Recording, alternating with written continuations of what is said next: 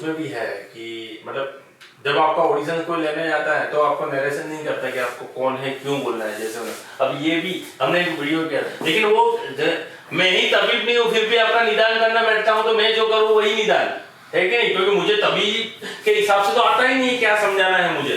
अभी उसने आप में उस दिन वो आपका और अरविंद का कुछ इंटरव्यू वाला किया था, मतलब मैं जॉब का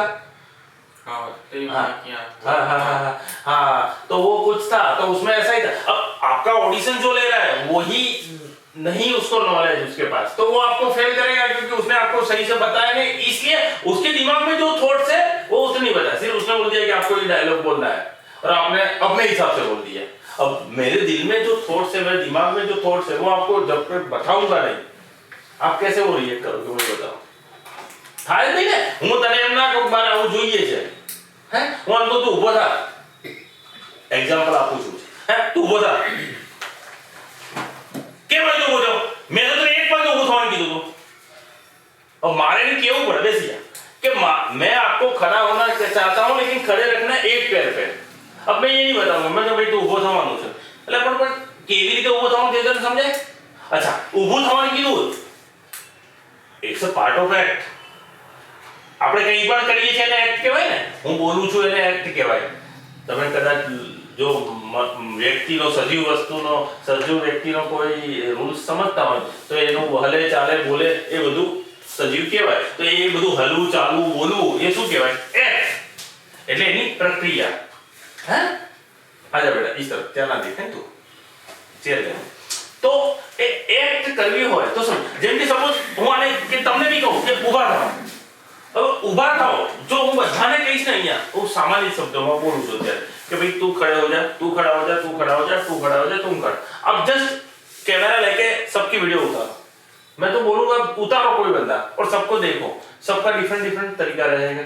चलो मेरा काम खत्म हो गया, मैंने सबको खड़ा कर दिया, अब सारा चाहिए था क्या, क्योंकि खड़ा होने का तरीका क्या होना चाहिए, क्योंकि फिल्म किससे बनती है, 9 रस से, है हास्य रस, करुण रस, रौद्र रस, बीभत्स रस, श्रृंगार रस, ऐसे कई रस है जिससे फिल्म बनती है।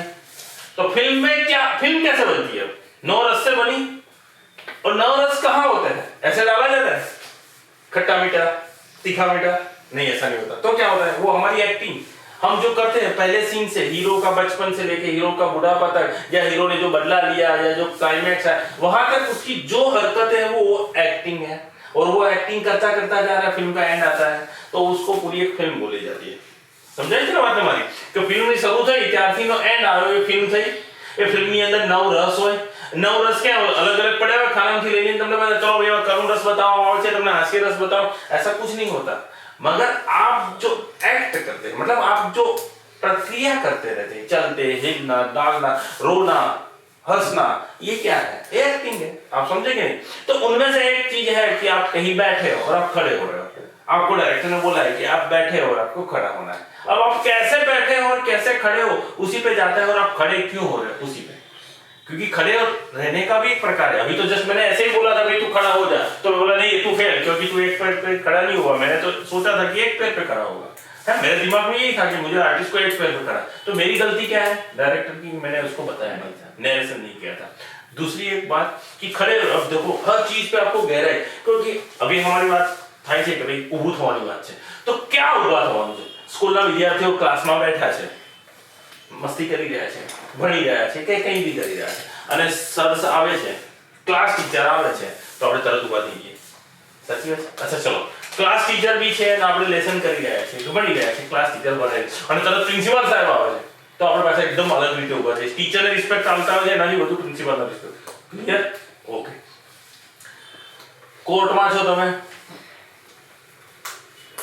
પબ્લિક બેઠી છે, જજ સાહેબ આવે છે તો બધા ઊભા થઈ જાય છે, એ વખતે ઊભું થવાનો રીત અલગ હોય, એક્ઝેક્ટલી તમે કોઈ કલાકોથી વેઇટ કરો છો એ બસ કે વ્યક્તિ આવે છે તો તમે ઊભા થાવ છો ત્યારે સેમ હોય છે, એ સેમ હોઈ શકે ના હોય, હે તમે જેને પ્રેમ કરો છો જેની રાહ જોતા હતા એ તમારી સામે આવે છે તમે ઊભા થાવ છો, સેમ હોઈ શકે પેલી રીતને આ રીત ક્યારેય ના હોય। તમારી દૈનિક ક્રિયા કરીને તમે ઊભા થાવ છો ત્યારે સેમ અત્યારે ઊભા થશો એવી રીત જ નહીં હોય। તો સ્ક્રિપ્ટની જરૂરિયાત છે ને એ પહેલા આર્ટિસ્ટને સમજાવવી જોઈએ, હું એવું માનું છું, તો જ ડાયરેક્ટર સાચું લઈ શકે. અને એ પૂરું દિલથી નેરેશન થવું જોઈએ કે જો ભાઈ મેં દીકરા આવું વિચાર્યું છે તારા માટે કે તું આ પરિસ્થિતિમાં છે ને, હવે તું અહીંયાથી ઊભો થઈશ અને તું જ્યારે ઊભો થઈશ ને ત્યારે કેમેરામાં તારા આ ભાવ બતાવવાના છે, તો એ વ્યક્તિ એક્ટર બને અને તો એક્ટિંગ સારી કરી શકે. પણ થાય છે શું કે મેં કીધું અધૂરો ડોક્ટર તો અધૂરું નિદાન. અને મેં જ નક્કી કર્યું તમને ફેલ જ કરવા છે, તો હું તમને સવાલ કહીશ.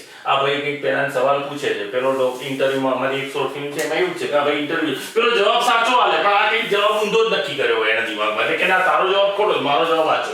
પછી બીજો સવાલ પૂછે એમાં કે એ જવાબ સાચો આલે પણ આ ભાઈ કે ના તારો જવાબ ખોટો, મારો. કારણ કે મેં આને પહેલેથી પેપર નક્કી કર્યું તો આ સવાલનો આ જવાબ હોવો જોઈએ. જે કોમન હોય એ જ લોકો બોલે ને. આપણે જનરલી એવું કહીએ કે મોઢામાં કેટલા દાંત હોય? 32. પણ કોઈ બે વધારે હોય, કોઈના બે પડી ગયા હોય, પણ હવે આને નક્કી કર્યું મારે 28 લખવા છે, 28 છે. કારણ જવાબ તો ઇન્ટરવ્યુ લેનાર તો હું જ છું ને. એમ પૂછીએ કે આપણે એક હાથમાં કેટલી આંગળી હોય? 5. પણ ઘણા જાણીતી વ્યક્તિઓની બી એકાદ આંગળી અંગૂઠો વધારે છે, અંગૂઠો એક હોય પણ કોકના બે હોય, હે ને? બરોબર છે. આપણે એ કોણ ને શું એ નહીં પણ છે ને, તો હું ના યાર એવું નહીં આવે તો અપવાદોની ગણતરી ના હોય, કોમન ચાલતું હોય એ જ ચાલે. એક્ઝેક્ટલી વાત સમજાય છે. તો વાત એ છે કે એક્ટિંગ જ્યારે શીખવી હોય, એક્ટર બનવું હોય તો પહેલા બેઝિક વસ્તુની તમને ખબર હોવી જોઈએ, સમજાવનાર બી હોવો જોઈએ. તો મારે તમને એક્ટિંગ શીખવાડવી છે તો મેં તમને કીધું કે તમે રોજ એક કેરેક્ટર શીખવા બેસો તો 365 દિવસમાં 365 કેરેક્ટર, જે અશક્ય છે. અને રોજ 10 શીખો જે ઇમ્પોસિબલ લાગી રહ્યું છે હાલના સ્ટેજે, તો 3650 થાય. અને છતાંય ક્યાંકથી બોનસ મળી જાય, ટોટલ 10,000 તમે શીખી લો ને તો બી તમારી લાઈફ વધશે નહીં. કારણ કે કેરેક્ટર કેટલા? જેટલી દુનિયામાં વસ્તી, जितने दुनिया में इंसान उतने कैरेक्टर, है कि नहीं? तो कि आप अगर कोई कॉलेज वाले बच्चे का, स्कूल के बच्चे का किरदार निभा लिया आज, तो कि आप स्कूल में पढ़ते हो या कॉलेज में पढ़ते हो या कोई अफसर हो तो अफसर की ड्यूटी बना दी. अब दूसरे दिन या दूसरी या तीसरी फिल्म में आपको दूसरा एक कैरेक्टर मिला, उसमें भी सेम कैरेक्टर है, मतलब पुलिस वाला हो या कॉलेज के बच्चे हो या स्कूल के बच्चे या किसी दफ्तर के अफसर, तो आपको जब वो करना आएगा तो आप कैसे करोगे? वो पहले वाला है उसी का कॉपी मारोगे तो नहीं चलेगा. तो वेरिएशन चाहिए ना, वेरिएशन कहाँ से आएगा? तो वेरिएशन लाने के लिए हमें यही करना पड़ेगा कि ऑब्जर्वेशन. क्या एक्टर सारा बनवा માટે અનંતભાઈ ઓબ્ઝર્વેશન્સ આપણું હોવું જોઈએ. શું હોવું જોઈએ પવિત્ર? ઓબ્ઝર્વેશન એટલે કોઈ પણ વસ્તુને આપણે જોતા હોઈએ છીએ જનરલી, બરોબર છે? મેં તને જોયો, તે મને જોયો, પણ એવું નહીં એ જોઈને ભૂલી જઈએ. મેં ઘણી વાર એવા ડેમો આપેલા છે, પણ જોવાનું ખરું પણ એને શું કરવું? ધ્યાનથી જોવાનું છે. મેં તમને ઘણી વાર પૂછ્યું છે, અત્યારે હું પૂછું કે ભાઈ યાર ગયા ગુરુવારે સાંજે તમે કે બપોરે શું ખાધું હતું, અથવા તો એક્ઝેક્ટ ટાઈમ બોલો કેટલા વાગે ઉઠ્યા હતા, તો એ યાદ ના હોય કારણ કે આપણે એને દિમાગમાં સેવ નથી કરતા, બરાબર છે? પણ એઝ અ एक्टर अगर आपको आर्टिस्ट बनना है तो मैं ये रिक्वेस्ट करूंगा, और મારી હમ્બલ બે હાથ જોડી વિનંતી છે કે તમે ઓબ્ઝર્વ કરવાનું ચાલુ કરો અને બહુ જ પરફેક્ટલી એ ડેટા સેવ કરો તમારા દિમાગમાં, એક આર્ટિસ્ટમાં એક પાર્ટીશન પાડીને. કેમ કે તમે સવારથી ઉઠશો ને રાતથી સૂશો ને ત્યાં સુધી હજારો વ્યક્તિ એટલે હજારો કેરેક્ટર એ તમને દેખાશે.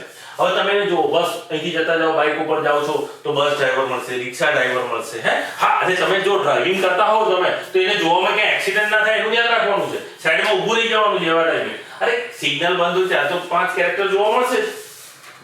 સવારે ઉઠો છો ત્યારે. હવે એક્ઝેક્ટલી હું તમને સાચું સમજાવું ને તો બહુ ડીપ છે અને એટલી સરળ છે એક્ટિંગ. સપોઝ કે સવારે તમે આથી 5 દિવસનું રૂટીન ચાલુ કરો. આજ તમે સવારે ઉઠો છો, દિવસ જો ઘરમાં ફેમિલી હોય, જોઈન્ટ ફેમિલી હોય કે આજુબાજુ જે રૂટીન તમને 5 જણા મળતા હોય, તમે ટ્રાય કરી જોજો.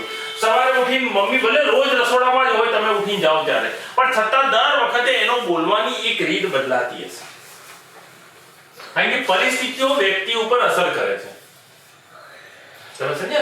मैं अभी बोला कि आपको डायलॉग में बोलना है कि कौन है, मगर कौन है, कब बोलना है, क्यों बोलना है, क्योंकि वो सिचुएशन के हिसाब से आपका स्वर बदलाएगा, आपका भाव बदलाएगा. तो उसी हिसाब से आप सुबह उठोगे, कैसे उठते हो वो भी बदल जाता है. क्योंकि अगर सुबह उठे हो जल्दी में है तो कभी अगर 8 बजे उठते हो डेली और कभी 9 बजे उठ गए, तो अगर जल्दी काम धंधे पे जाना है तो आप उतना फास्ट भागोगे, है कि नहीं? तो आपका मतलब क्रिया बदल गया ना, अब जल्दी होगा, जो भी होगा जल्दी होगा.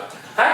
तो ये याद रखिए, अगर सुबह जाए नीचे गए, डेली मम्मी डाइनिंग टेबल पे चाय नाश्ता रख देती है, अब तैयार होके गए, चाय नाश्ता नहीं है, एक दिन था एक दिन नहीं है, तो आप बोलोगे क्या है क्यों नहीं है कि नहीं? तो जो आप ये बोलते हो ये करते हो, तब आपकी बॉडी लैंग्वेज क्या होती है। आपके घर वाले से शुरुआत कीजिए, लेकिन ऑब्जर्व बहुत करना है, मतलब मम्मी पापा को, अपने आप को, ऐसे बहुत कैरेक्टर है आपको देखना है। और एक कैरेक्टर को विभिन्न विभिन्न तरीके से देखा जा सकता है, क्योंकि ऑलवेज ऐसा नहीं होता है कि भाई मिहिर हास्य रस में या प्रसन्नी हो, ऐसा भी नहीं हो सकता कि जिग्नेश भाई हर वक्त करुण रस में ही हो, है कि नहीं? ऐसा तो हो ही नहीं सकता।